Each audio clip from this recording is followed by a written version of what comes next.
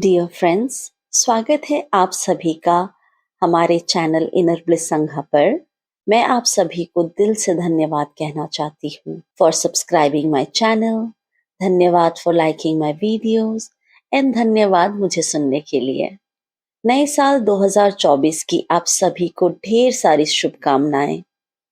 इस नए साल पर क्यों ना हम शुरुआत करें श्रीमद् भागवत गीता से प्रेरित होकर। गीता के कुल 18 अध्याय हैं और हर एक अध्याय आपको आपके जीवन को और बेहतर बनाने के लिए प्रेरित करता है। इस वीडियो को पूरा सुने, न जाने गीता की कौन सी लाइन आपके अंतर्मन को छू जाए और कोई चमत्कार हो जाए। कुछ भी हो सकता है। कहते हैं कि गीता में आपके मन में उठने वाले सारे सवालों के जवाब है। आपकी हर एक समस्या का हल छुपा हुआ है। तो चलिए शुरू करते हैं श्रीमद् भागवत गीता का 6 अध्याय का महात्म्य। श्री भगवान कहते हैं, सुमुखी, अब मैं 6 अध्याय का महात्म्य बतलाता हूँ, जिसे सुनने वाले मनुष्य के लिए मुक्ति करत लगत हो जाती है। गोदावरी नदी के तट पर प्रतिष्ठानपुर पैठण नामक एक विशाल नगर है, जहां मैं पिपलेश के नाम से विख्यात होकर रहता हूँ। उस नगर में जानश्रुति नामक एक राजा रहते थे, जो भूमंडल की प्रजा को अत्यंत प्रिय थे।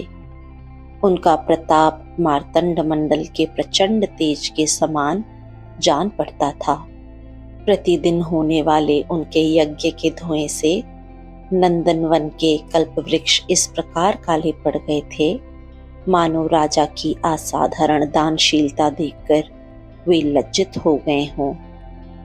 उनके यज्ञ में प्राप्त पूर्णाशक के रसास्वादन में सदा आसक्त होने के कारण देवता लोग कभी प्रतिष्ठानपुर को छोड़कर बाहर नहीं जाते थे।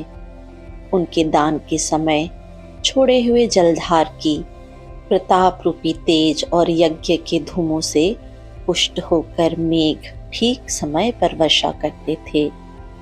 उस प्रकार राजा के शासनकाल में इतियों यानी खेती में होने वाले 6 प्रकार के उपद्रवों के लिए कहीं थोड़ा भी स्थान नहीं मिलता था और अच्छी नीतियों का सर्वत्र प्रसार होता था।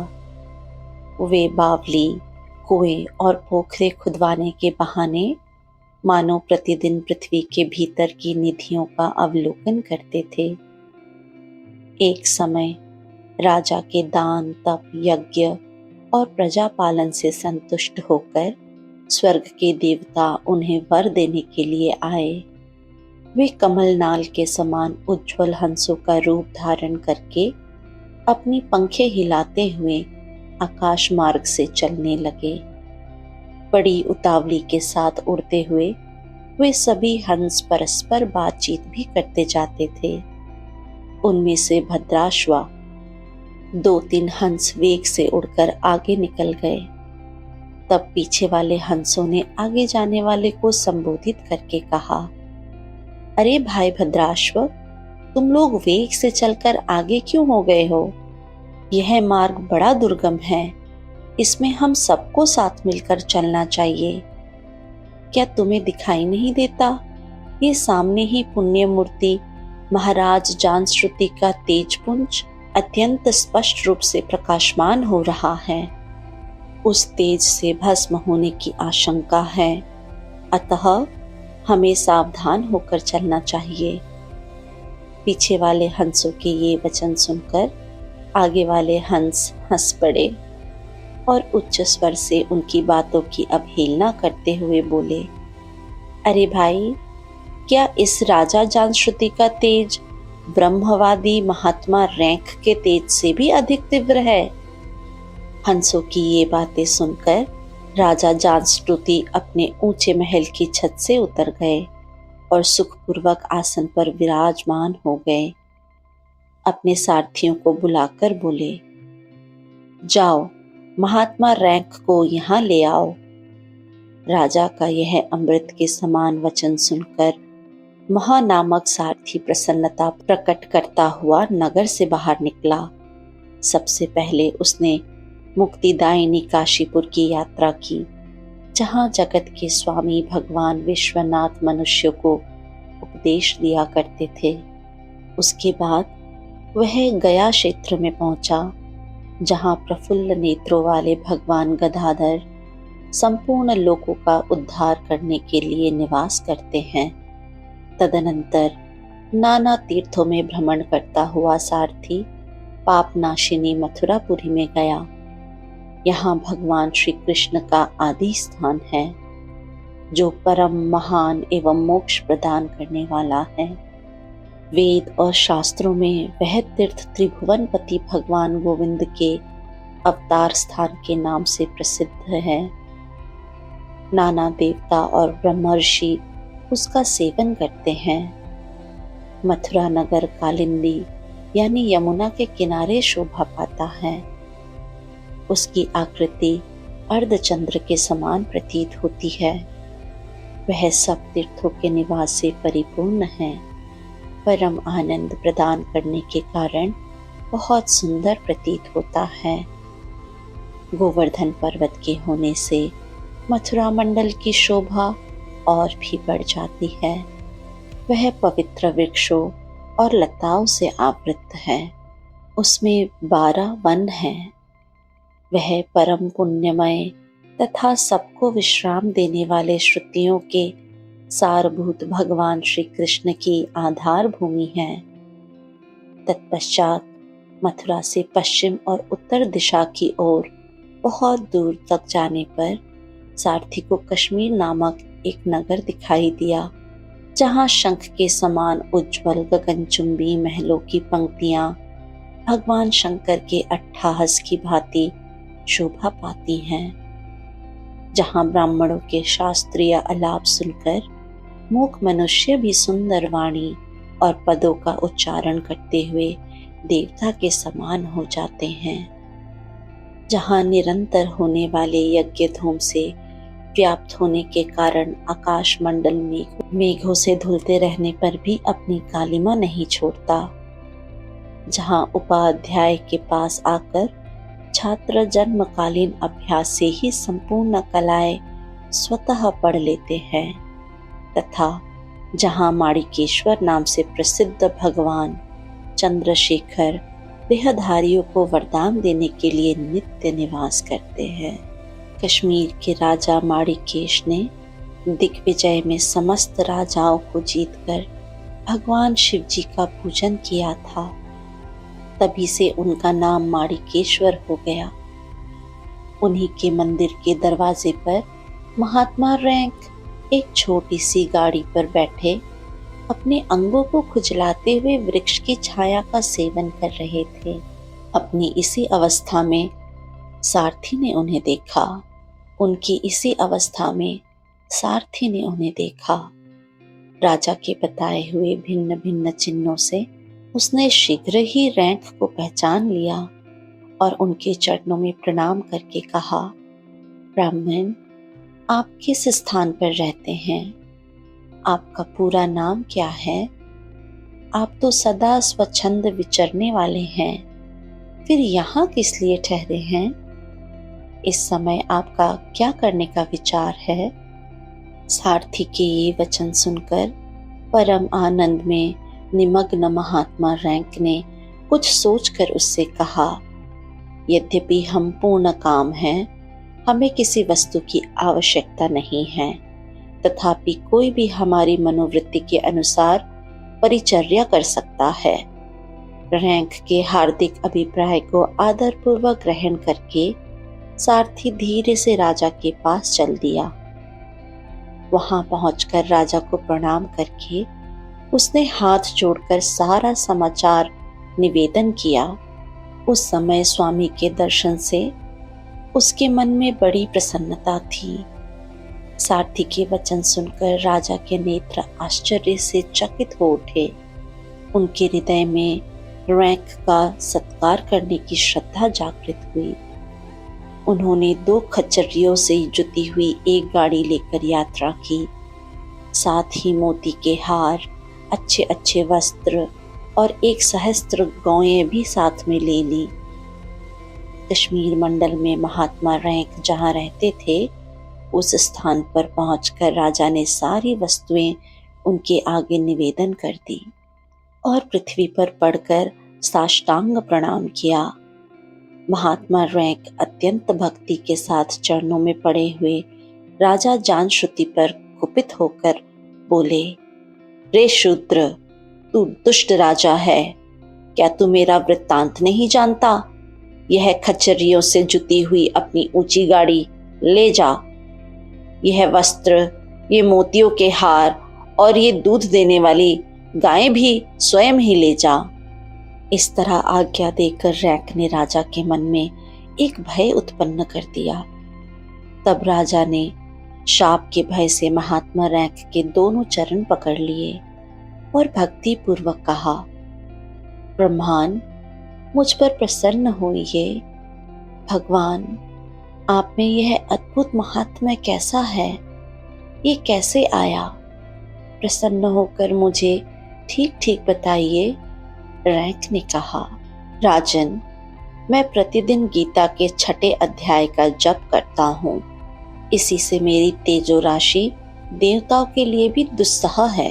तदनंतर परम बुद्धिमान राजा जानश्रुति ने यत्नपूर्वक महात्मा रैंक से गीता के 6 अध्याय का अभ्यास किया। इससे उन्हें मोक्ष की प्राप्ति हुई। इधर रैंक भी भगवान माणिकेश्वर के समीप मोक्षदायक गीता के 6 अध्याय का जप करते हुए सुख से रहने लगे। हंस का रूप धारण करके वरदान देने के लिए आए हुए देवता विस्मित होकर स्व इच्छा अनुसार चले गए। जो मनुष्य सदा इस एक ही अध्याय का जाप करता है, वह भी भगवान विष्णु के स्वरूप को प्राप्त होता है। इसमें तनिक भी संदेह नहीं है। ओम श्री परमात्मने नमः। श्रीमद् भागवत गीता का 6 अध्याय, आत्म संयम योग। श्री कृष्ण महाराज बोले, हे अर्जुन, जो पुरुष कर्म के फल को ना चाहता हुआ करने योग्य कर्म करता है, वह सन्यासी और योगी है। और केवल अग्नि को त्यागने वाला सन्यासी योगी नहीं है, तथा केवल क्रियाओं को त्यागने वाला भी सन्यासी योगी नहीं है। इसीलिए हे अर्जुन, जिसको सन्यास ऐसा कहते हैं, उसी को तू योग जान, क्योंकि संकल्पों को ना त्यागने वाला कोई भी पुरुष योगी नहीं होता। समत्व बुद्धि रूप योग में आरूढ़ होने की इच्छा वाले मननशील पुरुष के लिए योग की प्राप्ति में निष्काम भाव से कर्म करना ही हेतु कहा है, और योगारूढ़ हो जाने पर उस योगारूढ़ पुरुष के लिए सर्व संकल्पों का अभाव ही कल्याण में हेतु है। जिस काल में ना तो इंद्रियों के भोगों में आसक्त होता है और ना कर्मों में ही आसक्ति होती है, उस काल में सर्व संकल्पों का त्यागी पुरुष योगारूढ़ कहा जाता है। यह योगारूढ़ता कल्याण में हेतु कही है। इसीलिए मनुष्य को चाहिए कि वे अपने द्वारा अपना संसार समुद्र से उद्धार करें और अपनी आत्मा को अधोगति में न पहुंचावें, क्योंकि यह जीवात्मा आप ही तो अपना मित्र है और आप ही अपना शत्रु है, अर्थात और कोई दूसरा शत्रु या मित्र नहीं है। उस जीवात्मा का तो वह आप ही मित्र है, और जिस जीवात्मा द्वारा मन और इंद्रियों सहित शरीर जीता हुआ है और जिसके द्वारा मन और इंद्रियों सहित शरीर नहीं जीता गया है, उसका वह आप ही शत्रु के सदृश शत्रुता में बरतता है। हे अर्जुन, सर्दी, गर्मी और सुख दुख आदि को में तथा मन और अपमान में जिनके अंतःकरण की वृत्तियां अच्छी प्रकार शांत हैं, अर्थात विकार रहित हैं, ऐसे स्वाधीन आत्मा वाले पुरुष के ज्ञान में सच्चिदानंद घन परमात्मा सम्यक प्रकार से स्थित है, अर्थात उसके ज्ञान में परमात्मा के सिवा अन्य कुछ है ही नहीं। ज्ञान विज्ञान से तृप्त है अंतःकरण जिसका, तथा विकार रहित है स्थिति जिसकी, और अच्छी प्रकार जीती हुई हैं इंद्रियां जिसकी, तथा समान है मिट्टी पत्थर और सोना जिसके, वह योगी युक्त अर्थात भगवत की प्राप्ति वाला है। जो पुरुष सुहृद मित्र वैरी उदासीन मध्यस्थ द्वेषी और बंधुगणों में तथा धर्मात्माओं में और पापियों में भी समान भाव वाला है, वह अति श्रेष्ठ है। इसीलिए उचित है कि जिसका मन और इंद्रियों सहित शरीर जीता हुआ है, ऐसा वासना रहित और संग्रह रहित योगी अकेला ही एकांत स्थान में स्थित हुआ निरंतर आत्मा को परमेश्वर के ध्यान में लगाए। शुद्ध भूमि में कुशामृगछाला और वस्त्र है ऊपरोपरि जिसके, ऐसे अपने आसन को न अति ऊंचा और न अति नीचा स्थिर स्थापन करके और उस आसन पर बैठकर तथा मन को एकाग्र करके चित्त और इंद्रियों की क्रियाओं को वश में किया हुआ अंतःकरण की शुद्धि के लिए योग का अभ्यास करे। उसकी विधि इस प्रकार है कि काया सिर और ग्रीवा को समान और अचल धारण किए हुए दृढ़ होकर अपनी नासिका के अग्रभाग को देखकर अन्य दिशाओं को न देखता हुआ ब्रह्मचर्य के व्रत में स्थित रहता हुआ भय रहित तथा अच्छी प्रकार शांत अंतःकरण वाला और सावधान होकर मन को वश में करके मेरे में लगे हुए चित्त वाला और मेरे परायण हुआ स्थित होए। इस प्रकार आत्मा को निरंतर परमेश्वर के स्वरूप में लगाता हुआ स्वाधीन मन वाला योगी मेरे में स्थिति रूप परमानंद पराकाष्ठा वाली शांति को प्राप्त होता है। परंतु हे अर्जुन, यह योग ना बहुत खाना खाने वाले का सिद्ध होता है और ना ही बिल्कुल नहीं खाने वाले का, तथा न अति शयन करने के स्वभाव वालों का और न अत्यंत जागने वालों का ही सिद्ध होता है। यह दुखों का नाश करने वाला योग तो यथा योग्य आहार और विहार करने वाले का तथा कर्मों में यथा योग्य चेष्टा करने वालों का और यथा योग्य शयन करने वाला तथा जागने वाले का ही सिद्ध होता है। इस प्रकार योग के अभ्यास से अत्यंत वश में किया हुआ चित्त जिस काल में परमात्मा में ही भली प्रकार स्थित हो जाता है, उस काल में संपूर्ण कामनाओं से स्पृहा रहित हुआ पुरुष योग युक्त ऐसा कहा जाता है। जिस प्रकार वायु रहित स्थान में स्थित दीपक चलायमान नहीं होता, वैसे ही उपमा परमात्मा के ध्यान में लगे हुए योगी के जीते हुए चित्त की कही गई है। हे अर्जुन, जिस अवस्था में योग के अभ्यास से निरुद्ध हुआ चित्त उपराम हो जाता है और जिस अवस्था में परमेश्वर के ध्यान से शुद्ध हुई सूक्ष्म बुद्धि द्वारा परमात्मा को साक्षात करता हुआ सच्चिदानंद घन परमात्मा में ही संतुष्ट होता है तथा इंद्रियों से अतीत केवल शुद्ध हुई सूक्ष्म बुद्धि द्वारा ग्रहण करने योग्य जो अनंत आनंद है, उसको जिस अवस्था में अनुभव करता है और जिस अवस्था में स्थित हुआ यह योगी भगवत्व स्वरूप से नहीं चलायमान होता है और परमेश्वर की प्रतिरूप जिस लाभ को प्राप्त होकर उससे अधिक दूसरा कुछ भी लाभ नहीं मानता है और भगवत्व प्राप्ति रूप जिस अवस्था में स्थित हुआ योगी बड़े भारी दुख से भी चलायमान नहीं होता और दुख स्वरूप संसार के संयोग से रहित है तथा जिसका नाम योग है, उसको जानना चाहिए। वह योग न उकताए हुए चित्त से अर्थात तत्पर हुए चित्त से निश्चय पूर्वक करना कर्तव्य है। इसीलिए मनुष्य को चाहिए कि संकल्प से उत्पन्न होने वाली संपूर्ण कामनाओं को निशेषता से अर्थात वासना से और आसक्ति सहित त्याग कर और मन के द्वारा इंद्रियों के समुदाय को सब ओर से ही अच्छी प्रकार वश में करके क्रम क्रम से अभ्यास करता हुआ उपरमता को प्राप्त होए तथा धैर्य युक्त बुद्धि द्वारा मन को परमात्मा में स्थित करके परमात्मा के सिवा और कुछ भी चिंतन ना करे। परंतु जिसका मन वश में नहीं हुआ, उसको चाहिए कि यह स्थिर ना रहने वाला और चंचल मन जिस जिस कारण से सांसारिक पदार्थों में विचरता है, उससे रोक कर बारंबार परमात्मा में ही निरोध करे। क्योंकि जिसका मन अच्छी प्रकार शांत है और जो पाप से रहित है और जिसका रजोगुण शांत हो गया है, ऐसे इस सच्चिदानंद घन ब्रह्मा के साथ एकाकी भाव हुए योगी को अति उत्तम आनंद प्राप्त होता है।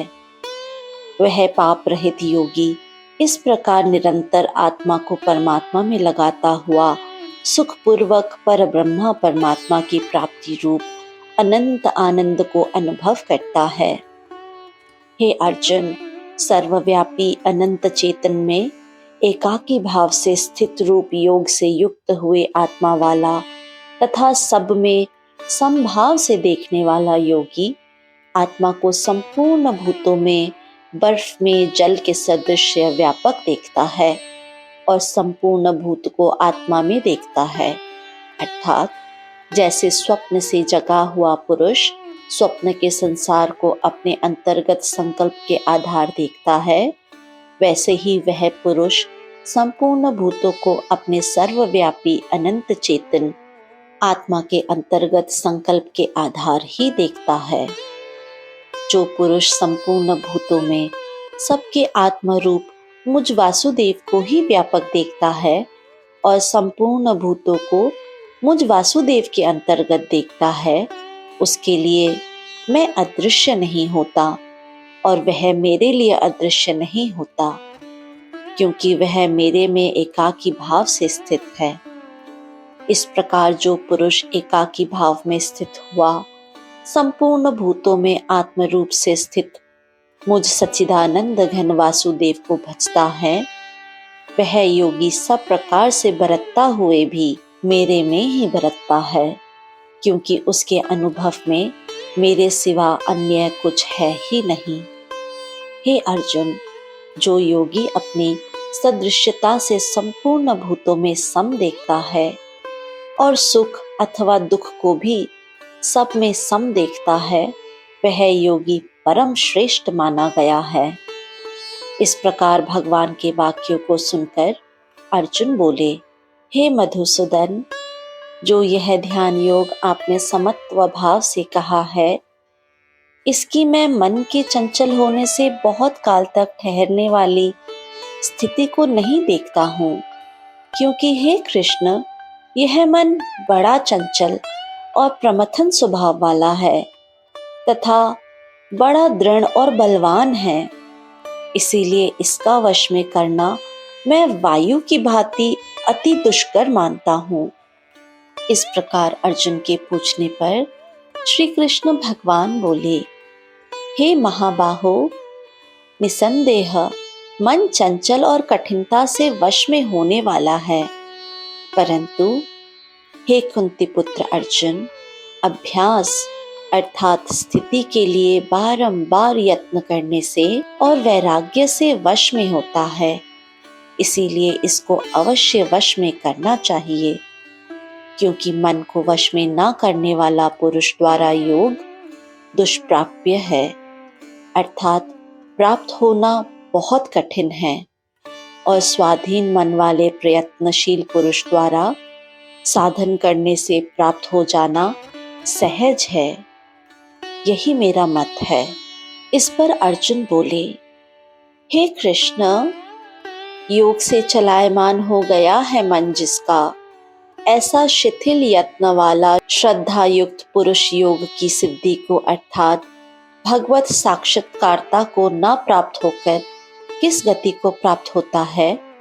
हे महाबाहो, क्या वह भगवत्ता प्राप्ति मार्ग में मोहित हुआ आश्चर्य रहित पुरुष छिन्न भिन्न बादल की भांति दोनों ओर से अर्थात भगवत्ता प्राप्ति और सांसारिक भोगों से भ्रष्ट हुआ नष्ट तो नहीं हो जाता है?